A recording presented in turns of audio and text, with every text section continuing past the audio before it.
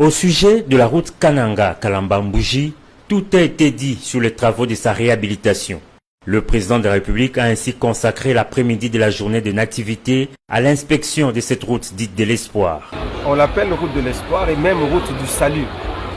Pour la population de la province du Kasaï central, c'est une véritable route pour le salut parce que cette route, à l'époque où elle était praticable, elle permettait à ce que cette population puisse acquérir des biens, que ce soit des biens de première nécessité.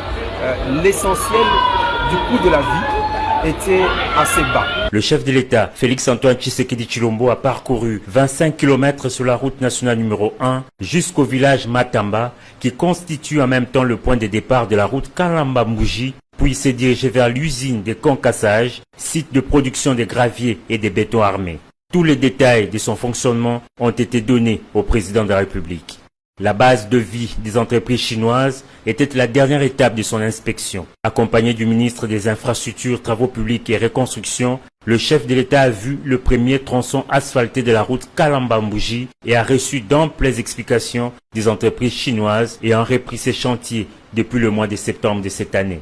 Interrogé au sujet de l'évolution des travaux, le ministre des ITPR, Alexis Guissaro, a annoncé que d'ici juin 2025, les 230 km de la route dite de l'espoir seront rendus praticables en attendant les grands travaux d'assainissement et de la pose des bitumes. Nous voulons rassurer la population que cette route va être réalisée. Et nous prenons rendez-vous avec la population du Kasaï central en juillet 2027. Juillet 2027, ça veut dire à peu près dans 2 ans et demi, ces travaux seront totalement achevés, c'est-à-dire que la route sera bitumée.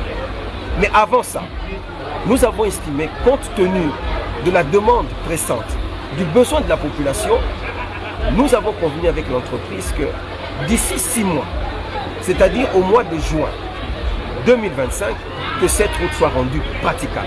Pour rappel, lors de son arrivée à Kananga mardi, le président de la République s'adressant à ses concitoyens s'était engagé d'achever la construction de cette route avant la fin de son mandat.